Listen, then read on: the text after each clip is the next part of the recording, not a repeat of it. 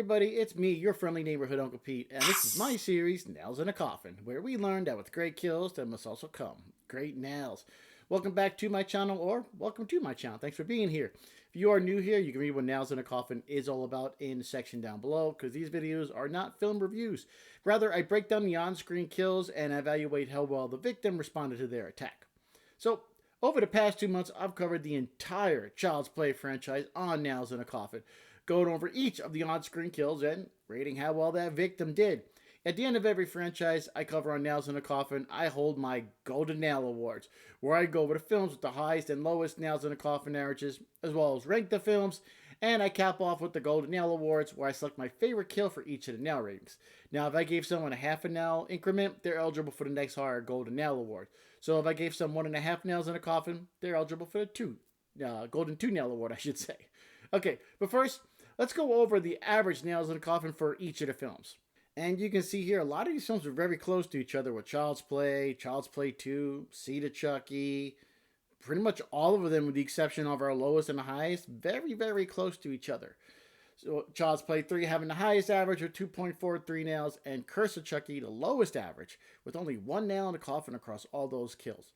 The overall franchise average is 1.68 nails, but we'll get to that later. So first, we're going to discuss the film with the highest nails in a coffin average, which was Child's Play 3. Yeah, there, you can see here, I gave everybody at least 2 nails in a coffin or more. A lot of the kills, the person was innocent, like the garbage truck man, he was trying to save a kid. Colonel Cochran just had a heart attack. CEO Sullivan did try and get away, but he was strangled with the yo-yo. Sergeant Botnick, he didn't think a doll would spring to life and slash him across the throat. Cadet Shelton, he was shot with someone who didn't know they had a live round. And I gave Cadet Whitehurst 4 nails in a coffin because he sacrificed himself jumping on a grenade to save everybody else. And Chucky put up a hell of a fight at the end. So a lot of high nail awards in this movie. So you can see why Child's Play 3 definitely had the highest average with 2.43 nails, which is very, very high in the landscape of all the films that I've covered. And let's take a look at Curse of Chucky. See why that had the lowest nails in the coffin average. Father Frank, I gave him a pass because he didn't know he was eating chili with rat poison. Got into a car accident and he was decapitated from it. And then there was a lot of stupid decisions in this movie. Jill, she was electrocuted when Chucky kicked over a bucket of water. She forgot she could move. Barb just stood there when Chucky stabbed her in the eye. Ian just lay there when he had his throat smacked off with an axe.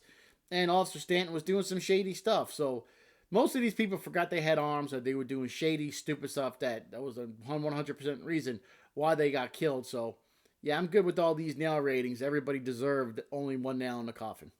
And here's the overall average for a Child's Play, which was 1.68, compared to the overall nail in the coffin averages for all these other big franchises I've covered. 8 of them. So you can see Child's Play came somewhere right in the middle of all these other franchises. And it is kind of interesting that all these average nails in the coffins are pretty close to each other, which just goes to show you there are a lot of stupid decisions made in horror movies because we got to move the plot along and we got to have carnage candy. We want the kills. And if everybody made smart decisions, the movie would be kind of boring. So this just goes to show you that there are definitely a lot of stupid decisions made in horror movies. All right, let's rank these films. We're going to start with number 8, and this probably is not going to be a surprise to many people. I hate this movie. Child's Play 2019, that remake. The only thing I can find enjoyable about this crap movie is Mark Hamill and Aubrey Plaza. But I don't think we get enough of Aubrey Plaza like we did with Andy's mom in the original, Catherine Hicks. All in that, this movie just fails in about every way you can think of. I think Mark Hamill's incredible voice acting was wasted on this version of Chucky. I don't even like considering this movie part of the franchise. Yeah, it's just not a good film all around. And number 7, I actually like this movie, but I gotta rank these movies somewhere. Seed of Chucky. I just don't like this movie as much as the other ones. It's definitely more comedic than the other installments, but I definitely find it entertaining. I love the look of Chucky and Tiffany, and I think Jennifer Tilly is just wonderful in this movie. I love that meta aspect, how she's playing Jennifer Tilly and Tiffany Valentine.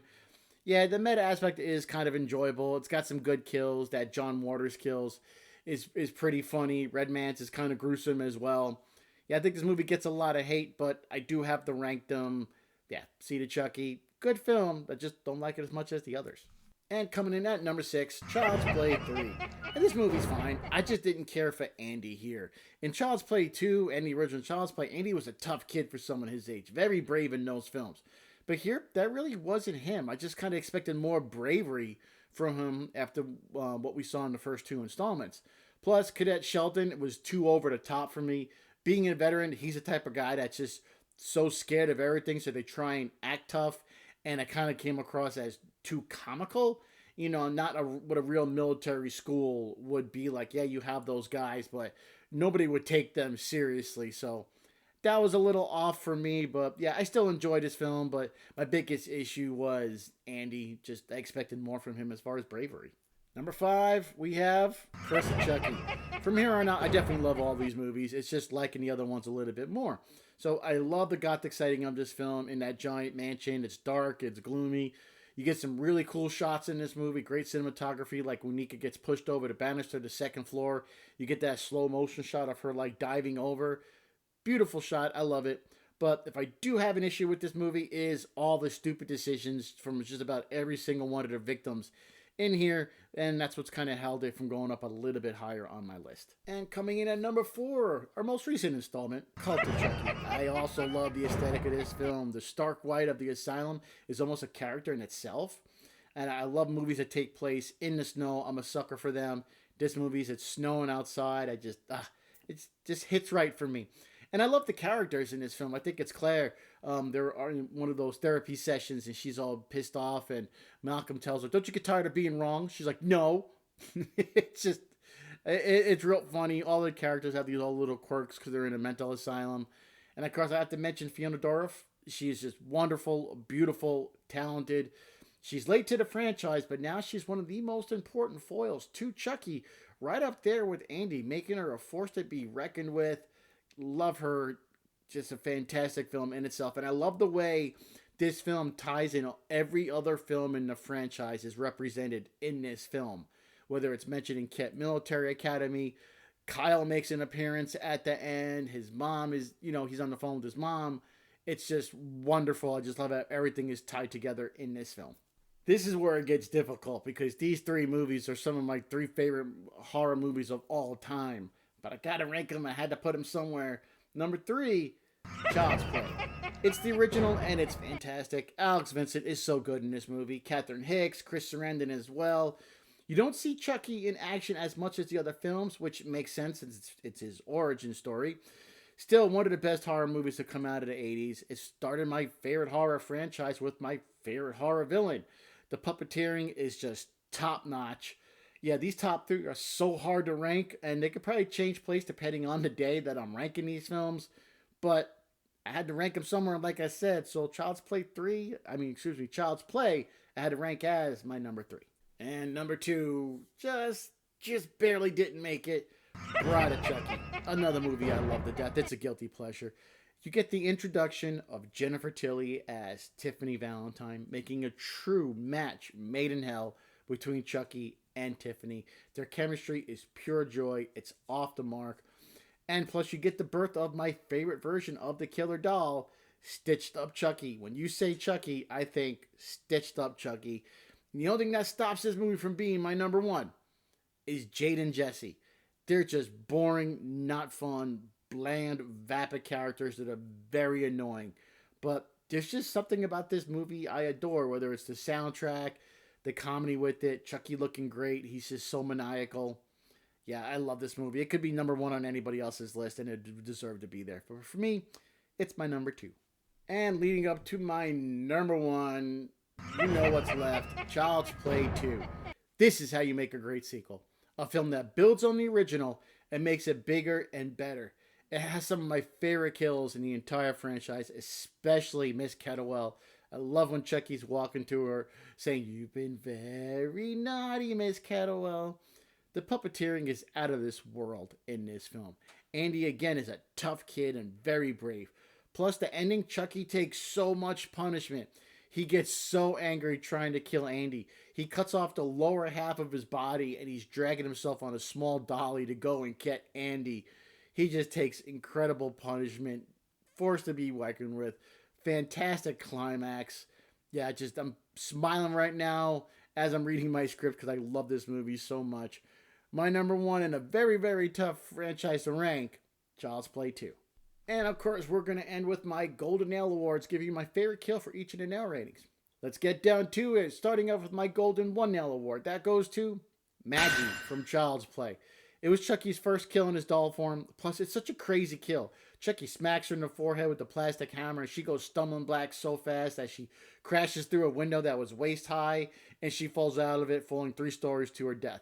The fall looks great, and it's a great way to start off Chucky's killing spree that lasted over 35 years. And my Golden 2 Nail Award is awarded to Tiffany Valentine from Bride of Chucky.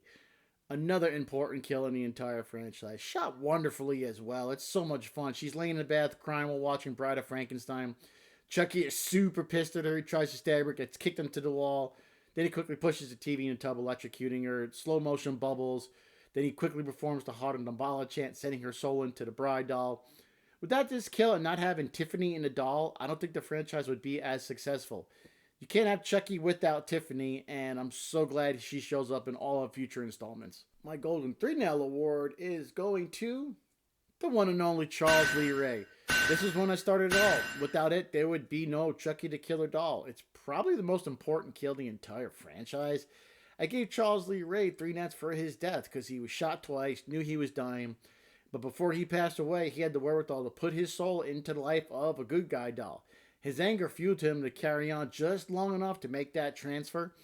And he gets the Golden 3 Nail Award for having such a vital death in the entire franchise. And finally, my Golden 4 Nail Award, which I really haven't given out too many. We don't get a lot of 4 nail kills on Nails in a Coffin. But if you watch me cover these films, you know who it's going to. Golden 4 Nail Award goes to Cadet Whitehurst.